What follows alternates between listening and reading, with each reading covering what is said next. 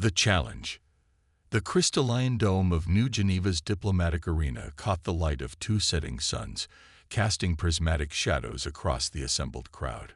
Thousands of beings from across the galaxy had gathered to witness what many considered humanity's last stand, though few expected it to last long. Kai Harrison adjusted the ceremonial armor that felt too tight across his shoulders, trying to ignore the whispers and occasional sneers from the alien diplomats in the viewing gallery. "You understand that this is madness, don't you?"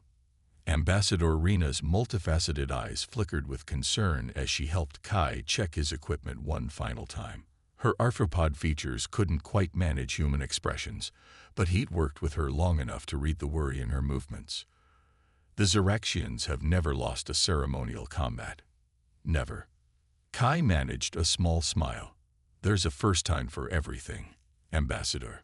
They're 3 times our size, with natural armor and regenerative capabilities that—" "With all due respect," Kai interrupted gently, "I've memorized their physiological reports. Every strength, every weakness." He kept his voice steady, though his heart hammered against his ribs. "This is our only chance. If I don't fight, Earth becomes just another tributary world in their empire." The massive doors at the far end of the arena ground open with a sound like distant thunder. The crowd's murmuring rose to a roar as Thrax, the Xeraxian champion, emerged. Even by his species' standards, he was impressive. Nearly 12 feet of iridescent scales and rippling muscle, moving with a predator's fluid grace despite his size. His ceremonial armor, gleaming with the deep purple of Xeraxian nobility, made him seem even larger. Thrax's head frills flared as he caught sight of Kai, a gesture of amusement that needed no translation. "This?" His voice boomed across the arena, the translator struggling to keep up with his theatrical tone. "This is Earth's champion. I expected your species to at least try." The laughter from the Xeraxian delegation stung, but Kai kept his expression neutral. He'd spent months preparing for this moment, studying every recorded combat involving their species. Their overconfidence was a weapon, one of the few he had. "The terms of combat are set." The chief arbitrator's voice echoed through the arena. "Should the human champion prevail, Earth and its colonies remain independent. Should the Xeraxian champion triumph, Earth submits to imperial authority. Combat continues until submission or incapacitation. Death is not required but is permitted." Kai stepped forward into the arena proper, the smart fabric of his armor adjusting to his movements. It was experimental tech, barely tested. But then, everything about this fight was unprecedented. The weapons rack between them held traditional Xeraxian dueling weapons, plasma-edged blades that could cut through standard armor like paper. "I'll make this quick," Thrax rumbled, selecting the largest blade with casual ease. "Your species has spirit, I'll grant you that, but spirit alone doesn't win wars." Kai approached the rack, feeling the weight of Earth's future on his shoulders. Instead of matching Thrax's choice, he selected 2 smaller blades, earning another ripple of amusement from the crowd. The weapons hummed to life in his hands, their edges glowing with contained energy. "Interesting choice," Thrax mocked. "Planning to give me a shave?" "Something like that." Kai settled into a ready stance, one that looked deceptively casual to anyone not trained in Earth's combined martial arts. He'd spent years studying everything from Kali to fencing, creating a style uniquely suited to human advantages: speed, adaptability, endurance. The arena's environmental shields hummed to life, protecting the spectators. A single tone rang out, the signal to begin. Thrax moved with shocking speed for his size, bringing his massive blade down in an arc that would have split Kai in half. But Kai wasn't there anymore. He'd spent months practicing against combat drones programmed with Xeraxian attack patterns, and the first lesson had been simple: never be where they expect. The smaller blades flashed as Kai ducked under the strike, scoring a light hit along Thrax's side. The Xeraxian's scales prevented serious damage, but the champion's head frills flattened in surprise. The crowd's laughter died. First blood to the human. the arbitrator announced, though the cut had barely drawn blood at all.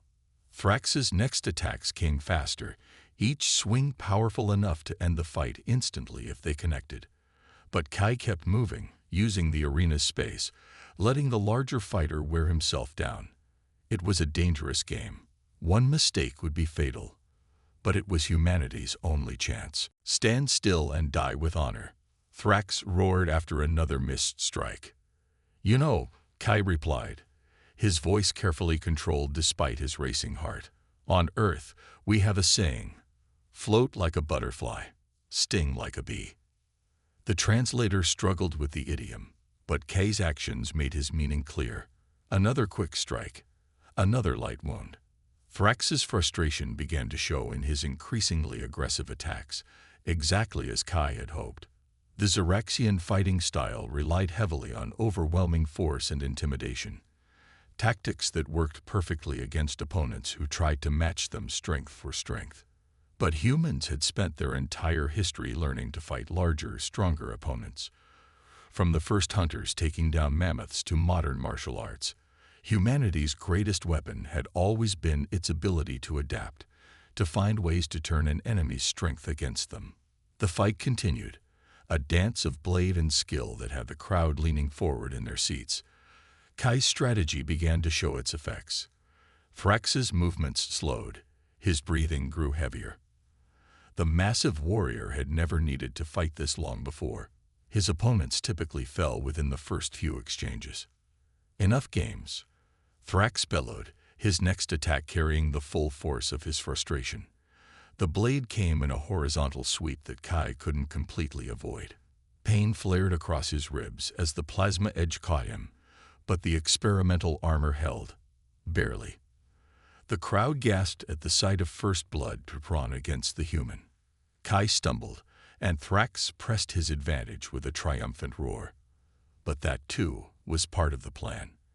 As the finishing blow descended, Kai rolled inside the champion's guard.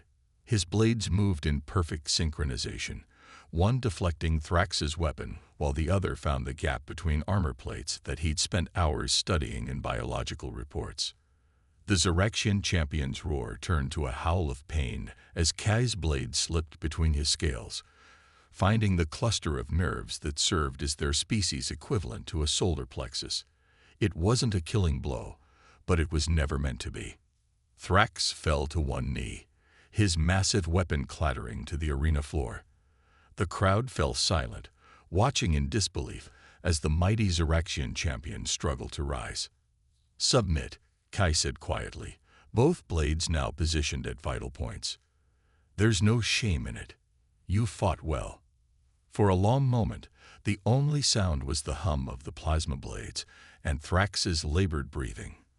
Then, slowly, the champion raised his hand in the formal gesture of submission. The arena erupted in chaos. Hidden strengths. The arena's medical teams rushed forward, but Thrax waved them away with a growl. Despite his injury, the Xeraxian champion pushed himself to his feet, towering over Kai. The human remained in a ready stance, blade still humming. Experience had taught him that wounded predators were often the most dangerous. How? Thrax demanded, his translator struggling to convey the complex mixture of anger and confusion in his voice. We studied your species. Weak bones, soft skin, no natural weapons. His head frills rippled in agitation. You should have been easy prey. The gathered diplomats pressed closer to the environmental shields, eager to hear the exchange. Kai lowered his weapons but didn't deactivate them. You studied our bodies, he replied, loud enough for the crowd to hear. But you never bothered to study our history. Ambassador Rena stepped forward, her mandibles clicking in what Kai recognized as barely contained excitement. The human champion speaks truth. While the Xeraxian Empire expanded through force, humanity survived by adaptation. They turned their very weaknesses into strengths. Pretty words, Thrax rumbled, though there was a new note of respect in his voice. But they don't explain how you knew where to strike. That nerve cluster, it's not common knowledge. A ripple of murmurs spread through the crowd. Several Xeraxian nobles shifted uncomfortably in their seats. Kai smiled grimly. 3 months ago, your empire shared medical data as part of the diplomatic exchange. Standard procedure meant to prevent cross-species contamination. But buried in those files was everything we needed to know about Xeraxian physiology. Impossible, one of the Xeraxian diplomats called out. No human could process that much technical data in such a short time. One human. No, Kai agreed. But we had teams of xenobiologists working around the clock, analyzing every detail. Doctors, martial artists, strategists, all contributing their expertise. This victory isn't mine alone. It belongs to every human who helped prepare for this moment. The revelation caused an uproar in the diplomatic gallery. The Xeraxian Empire had always treated ceremonial combat as a test of individual worth. The idea of such collaborative preparation challenged their entire warrior philosophy. Thrax's wounds were beginning to heal, another advantage of Xeraxian physiology, but he made no move to resume fighting. Instead, he studied Kai with new intensity. The armor, he said finally. It's not standard design. Experimental prototype, Kai confirmed. Designed specifically for this duel. The outer layer disperses energy from plasma weapons, while the inner layer, he gestured to where Thrax's earlier strike had left a scorch mark. Well, let's just say human scientists have been busy. The chief arbitrator raised his appendages for silence. The combat has concluded with the submission of the Xeraxian champion. By ancient law and modern treaty, Earth's independence is confirmed. He turned his compound eyes toward Kai. However, questions have been raised about the legitimacy of using collaborative preparation for what is traditionally an individual combat. Legitimacy? Ambassador Rena's voice cut through the murmurs. The terms of combat specified weapons and armor. They said nothing about preparation methods. The humans used knowledge and technology, both legally obtained. Would you invalidate their victory because they fought smart rather than strong? The gallery erupted in debate. Various species took sides, some arguing for tradition, others defending innovation.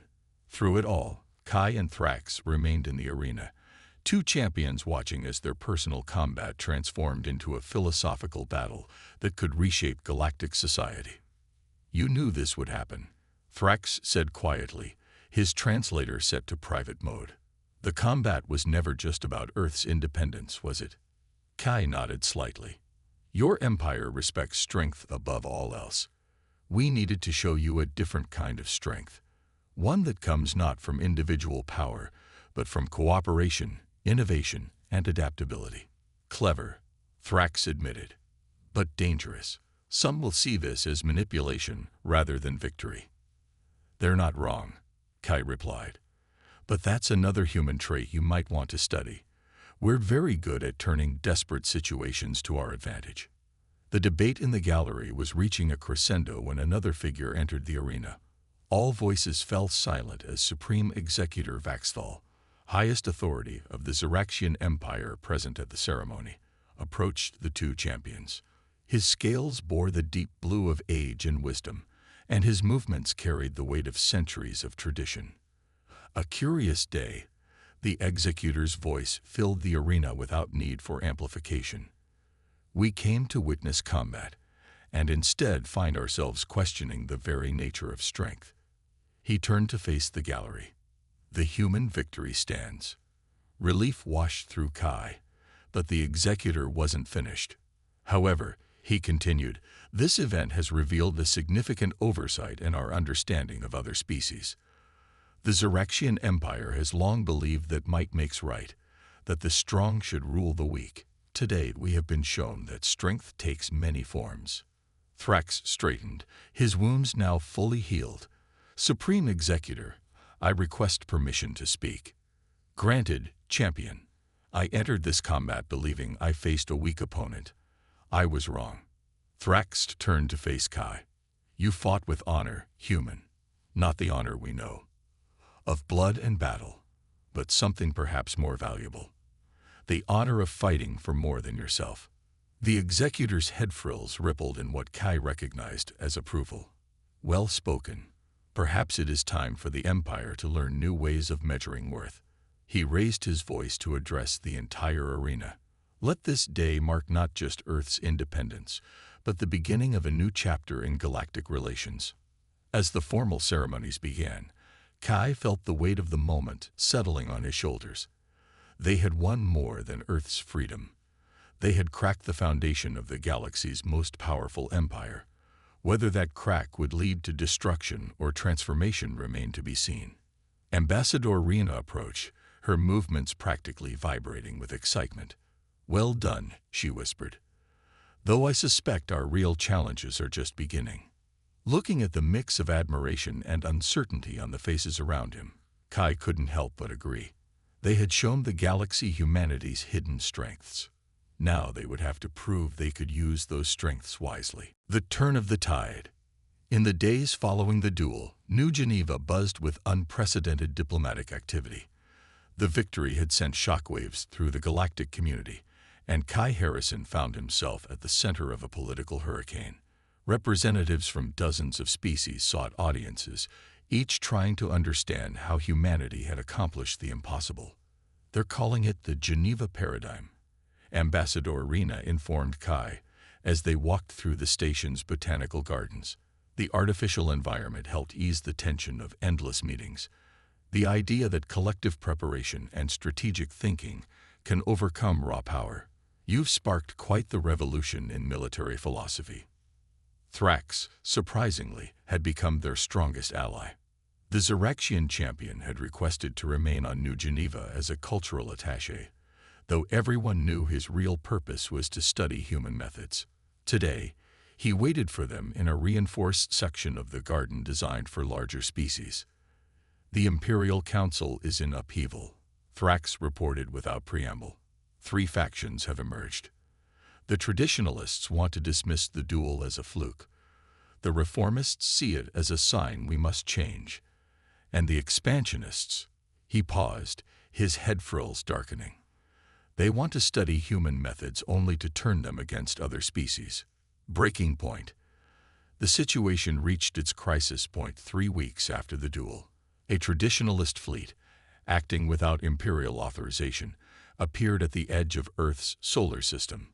Their message was simple: they would not let one lucky victory destroy centuries of Xeraxian supremacy. "This is exactly what we feared," Kai said, standing in the emergency command center. Tactical displays showed the approaching fleet.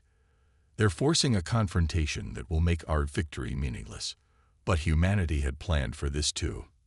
As the traditionalist fleet approached, they encountered not a military response, but a complex web of diplomatic and economic consequences. Dozens of species, inspired by Earth's victory, announced immediate sanctions against any Xeraxian faction that violated the duel's outcome. More surprisingly, the expansionist faction, seeing an opportunity, revealed evidence of traditionalist corruption. The Imperial Council, unable to ignore such a public challenge to their authority, dispatched their own fleet, led by Supreme Executor Vaxthal himself. "Your species," Thrax observed, watching the political drama unfold, "fights battles before they begin. You turn your enemies against each other without lifting a weapon." "We call it diplomacy," Kai replied. "Though honestly, we're usually not this good at it. Nothing unites humans like an external threat." Legacy of the duel. The crisis passed without a shot being fired. The traditionalist fleet, faced with economic isolation and internal opposition, stood down. But the real victory came in the months that followed. The Xeraxian Empire, shaken by the near-civil war, began a process of internal reformation. The Geneva Paradigm had exposed deep flaws in their society's might-makes-right philosophy. They didn't abandon their warrior culture, but they began to redefine what it meant to be strong. 1 year after the duel, Kai stood again in the arena where it all began. This time, he watched as Thrax demonstrated human martial arts to a group of young Xeraxian warriors. The massive alien moved with surprising grace through the forms, explaining how each technique compensated for differences in size and strength. "The arena's getting quite a workout these days," Ambassador Rena observed, The space had been converted into an interspecies training center, where different races could learn from each other's combat styles and philosophies. Teaching turns out to be another form of strength, Kai replied. He touched the scar on his ribs, a reminder of how close they'd come to a very different outcome. Though I have to admit, I never expected to see Zeraxians practicing Aikido. Supreme Executor Vaxthal, who had become a surprising advocate for change, summed it up best in his address to the Imperial Council. The humans didn't just show us a new way to fight. They showed us a new way to think. In doing so, they revealed that true strength lies not in domination, but in adaptation, not in standing alone, but in standing together. The duel that had begun as a desperate gambit to preserve Earth's independence had evolved into something far more significant. It became a symbol of transformation, a reminder that sometimes the greatest victories come not from defeating an enemy, but from turning them into allies. Kai watched as a human instructor demonstrated a technique to a mixed group of aliens, each adapting the movement to their unique physiology. In the viewing gallery, diplomats from traditionally hostile species engaged in animated discussions about cultural exchange programs. "You know," Thrax said, joining him at the observation window. "In the old stories, when someone challenged the Empire, it always ended in either conquest or destruction. You humans wrote a different ending." "That's another human trait worth studying," Kai replied with a smile. "We've never been very good at accepting the endings others write for us." As the sun set over New Geneva, casting those same prismatic shadows that had witnessed the duel, Kai reflected on how far they'd come. Humanity had faced its trial by combat and emerged not just victorious, but transformative. They had turned a moment of crisis into an opportunity for growth, not just for themselves, but for the entire galactic community. In the end, the greatest strength hadn't been in the duel itself, but in what came after. The willingness to extend a hand to a fallen opponent, to share knowledge rather than hoard it, to build bridges rather than walls. It was a lesson that would reshape galactic society for generations to come. The story of the human champion who mocked became the story of how humanity helped forge a new way forward, proving that sometimes the most powerful weapons are not the ones we carry in our hands, but the ones we carry in our minds and hearts.